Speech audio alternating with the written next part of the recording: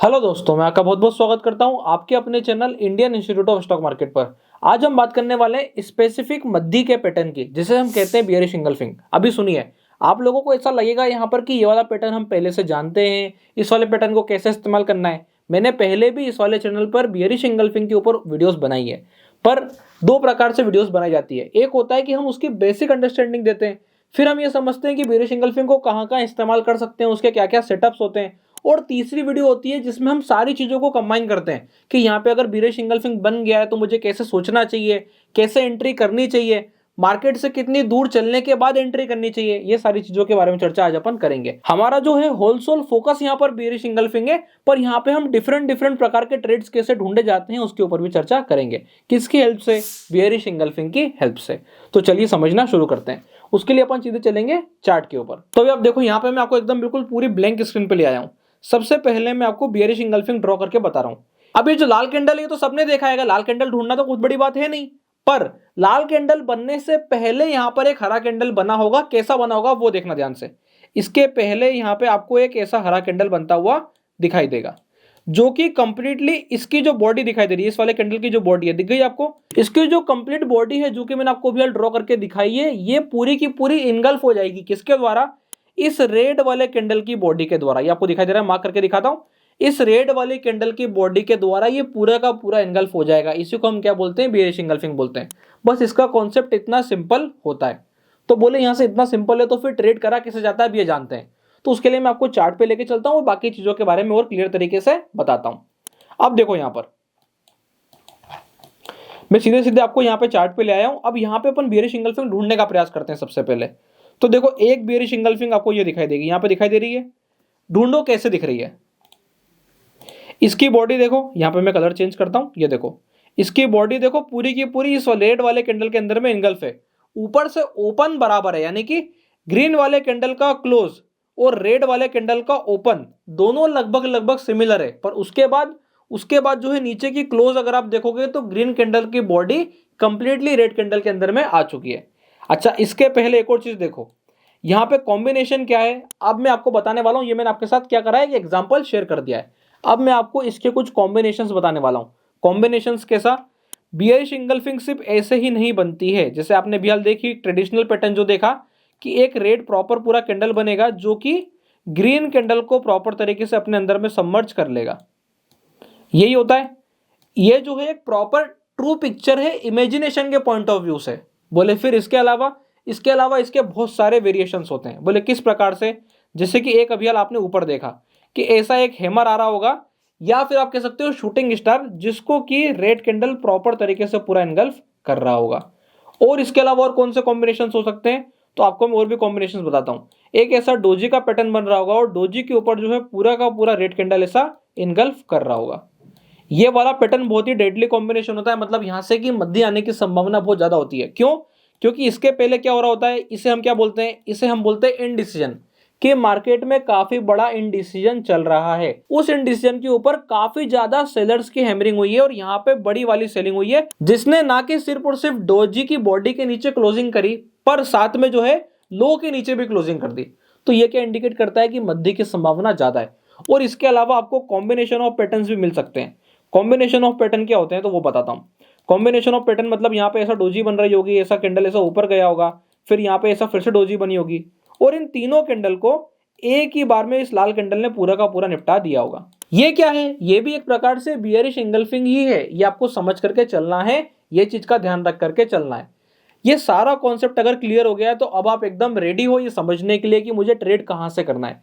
बस हमें थोड़ा सा वेट करना है। अभी रूल क्या है, रूल भी सुन लो। यहीं से लगे हाथ जो है मैं आपको कब सेलिंग करनी है कब नहीं करनी है वाला रूल भी बता रहा हूं। रूल जो है एकदम ध्यान से सुनना, यही मेक और ब्रेक वाला लेवल बनेगा। तो अब देखो, यहां पर क्या नियम है देखना। अगर मार्केट यहां पे ऐसा कंटिन्यूअसली ऊपर की तरफ जा रहा है और फिर यहां से पहली बार जो है बियरिश इंगल्फिंग बनने की तैयारी दिखती है, पहली बार की बात कर रहा हूं मैं, एकदम पहली बार, तो यहां पे एकदम से ये नहीं सोच लेना है कि मद्दी यहीं से ही आएगी। मद्दी थोड़ा नीचे जाने के बाद, रिट्रेसमेंट करने के बाद फिर जाके आना शुरू होगी। तो मुझे मद्दी की शुरुआत यहां से हुई है और सेलिंग मुझे यहां कहीं जाके ढूंढनी है। बात समझ में आई? यहां पे और भी कई सारे पैटर्न्स दूसरे हो सकते हैं जो कि अपन आने वाले समय में बारी बारी समझेंगे। आपको बस आज के लिए इतना ध्यान रखना है कि अगर बियरिश इंगल्फिंग बनी है तो यहां से डायरेक्टली मुझे मद्दी नहीं कर लेनी है जब मार्केट ऐसा ऊपर चल के पहली बार बियरिश इंगल्फिंग बना रहा है। इसके बाद मद्दी कहां से होगी, मद्दी यहां कहीं से नीचे से जाकर के फिर मद्दी का और तगड़ा वाला पैटर्न बनेगा जिसको हमें फॉलो करना है। क्लियर है? अभी इसे में मैं आगे बढ़ रहा हूं। अगर ये वाला कॉन्सेप्ट ना होते हुए पार्ट 2 लग जाए, पार्ट 2 मतलब बोले पहले मार्केट ऐसा ऊपर गया, ऊपर जाने के बाद ऐसा नीचे आया, नीचे जाने के बाद थोड़ा रिट्रेस किया, अभी ये जो ऊपर से नीचे आया था ना, ये साइडवेज फॉर्म में आया था, कोई पैटर्न नहीं बना था। उसके बाद यहां जाकर के अब बियरिश इंगल्फिंग बन रहा है, तो यहां से अब मैं हाथों हाथ शॉर्ट कर सकता हूं। समझ में आया? और सुन लो, अगर मार्केट कंटिन्यूअसली ऐसे साइडवेज फॉर्म में रहता है तो जब जब वो टॉप पे जाता है, यहां पे अगर आपको प्रीवियसली बियरिश इंगल्फिंग मिलेगा तो आप यहां से हाथों हाथ एंट्रीज बना सकते हो। तो ये 3-4 कॉन्सेप्ट थे जो मैंने आप लोगों के साथ शेयर किए हैं। एक, मार्केट खूब तेजी कर रहा है, पहली बार बियरिश इंगल्फिंग बनाए, नहीं घुसना है, और कुछ सेटअप बनेगा तो मद्दी का तो एंट्री करनी है, नहीं तो नहीं करनी है। उसके अलावा अगर मार्केट काफी ऊपर जाके साइडवेज वाली रेंज में चलना शुरू हो गया है तो जब वो पहली बार बियरिश इंगल्फिंग बनाएगा नीचे जाकर के, तो मुझे एंट्री के बारे में सोचना है। और इसके अलावा अगर मार्केट कंटिन्यूअसली एक टाइट रेंज में है तो उस टाइट रेंज के अंदर में जब जब मार्केट टॉप पे जा रहा है और अगर वो बियरिश इंगल्फिंग बार बार बना रहा है तो इसका मतलब क्या है कि मैं सेलिंग के बारे में इमीडिएट बेसिस पे सोच सकता हूं। तो ये जो है कुछ खास कॉन्सेप्ट होते हैं जो कि आपको अपनी रूल बुक में लिख लेना चाहिए। अच्छा, अभी आता कैसे, ये भी एक सवाल आता है कि पता कैसे चलता है, ये कैसे पता चलेगा कि 3 बार ऐसा रेंज बाउंड होगा तभी? तो ये सारी चीजें देखने से, समझने से, प्रैक्टिस करने से आती है कि आपने चार्ट को कितनी बार देखा है। तो ये सारी चीजें आपको समझना जरूरी है।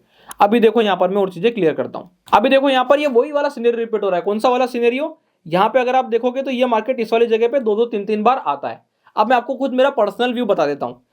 मैंने यहां पे इस वाले पॉइंट ऑफ टाइम से एनएमडीसी बाय कर रखा था। अब कंडीशन क्या बनी, मैं हमेशा बताता हूं मेरा जो स्विंग ट्रेडिंग वाला नियम है उसके हिसाब से कि यहां पर एनएमडीसी लिया है, प्राइस चल रही है, रेजिस्टेंस को हिट हुई, रेजिस्टेंस को हिट होते साथ ही यहां पे आधा एनएमडीसी खाली कर दिया। आधे का मतलब सपोज मैंने यहाँ पे 20 शेयर ले रखे थे तो 10 बेच दिए, 2000 ले रखे थे तो 1000 बेच दिए, 200 ले रखे थे तो 100 बेच दिए। सिंपल सीधा सा कॉन्सेप्ट है जो कि फॉलो करना चाहिए।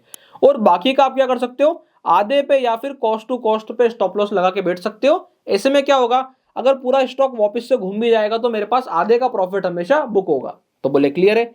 और यही अगर ये ब्रेकआउट करके चलता चला जाता तो आधा वाला जो है मुझे और रिटर्न देता। तो ऐसे ओवरऑल वर्किंग करी जाती है। ऐसे में मैं हमेशा प्लस लेके निकलता हूं। कैसे निकला प्लस? अगर घूम के आ गया तो आधा बुक कर लिया, अगर चलता चला गया तो भी आधे में मैं पैसा कमा ही रहा हूं। तो इस वाले कॉन्सेप्ट के साथ थोड़ा सा वो रूल वाली सेटिंग होती है जो हर कोई कर सकता है। अभी मैं आप लोगों के साथ कुछ और एग्जांपल्स भी शेयर कर देता हूं जिससे कि आपको क्लियर हो जाएगा। अब अगर आप लोगों को यहाँ पे दिखाई दे रहा हो तो मैं फिर से यहाँ पे दूसरे स्टॉक के चार्ट पे आ गया हूं। यहाँ पे अगर आप देखोगे तो देखो ये क्या दिखाई दे रहा है आपको, ये दिखाई दे रहा है बियरिश इंगल्फिंग, दिख गया? अब यहाँ पे क्या कंडीशन बन रही है, क्या स्टॉक खूब तेजी कर रहा था? नहीं, स्टॉक नीचे आया, नीचे आने के बाद आपस में आके होल्ड हुआ और होल्ड होने के बाद चलती फॉल में एक टॉप लेवल से, एक रेजिस्टेंस वाले लेवल से गिरते हुए में उसने क्या बनाया, बियरिश इंगल्फिंग। क्या इंडिकेट करता है कि यहां से नीचे की चाल पॉसिबल है और चाल हुई भी। अभी कितनी चाल होगी, मुझे कितने के लिए बैठना है, मैंने आपको क्या बताया कि उसके लिए आप सपोर्ट और रेजिस्टेंस ड्रॉ करके रखो और वो कैसे वर्क करेगा फिर आपको वो आइडेंटिफाई करना है। क्लियर? अभी मैं एक और एकदम रिसेंट एग्जांपल शेयर कर देता हूं जहां पे ऐसा बियरिश इंगल्फिंग बन गया है। अभी तक अपन ने जो एग्जांपल डिस्कस किए थे वो प्रीवियस वाले एग्जांपल थे। अब अपन चेक करते हैं कि लाइफ में ऐसा होता है क्या। तो देखो लाइफ की सिचुएशन क्या बनी यहां पर, अगर आप इन दोनों का कॉम्बिनेशन देखोगे तो क्या बन के आया कि पहली साइड हमें दिखाई दे रही है कि डोजी बनी है, जो कि अभी हमने चेक किया था कि मार्केट ऊपर जाएगा डोजी बनाएगा, और उसको पूरा कवर करता हुआ एक बियरिश इंगल्फिंग बन गया जो कि मैंने आपको क्या कहा था, एक शानदार वाला सेल सेटअप दर्शाता है। स्टॉप लॉसेस क्या होना चाहिए, तो यहाँ पे मेरा स्टॉप लॉस कुछ इस वाले लेवल का होना चाहिए। और उसके बाद आप देखोगे यहाँ से अगर मार्केट ऐसा साइडवेज होकर नीचे की तरफ अगर ब्रेकडाउन करता है इसके लो का, तो आपको क्या मिल जाएगा, एक सेल का ट्रेड मिल जाएगा जो कि पीएफसी को और भी नीचे लेकर के जा सकता है। कंडीशन क्या बोली मैंने, इसके लो का ब्रेकडाउन होना जरूरी है। अगर कल मार्केट गैप अप कर देगा तो फिर ये वाले ट्रेड नहीं चलेगा। क्लियर है? ये चीज आपको समझना जरूरी है। क्या समझाया मैंने?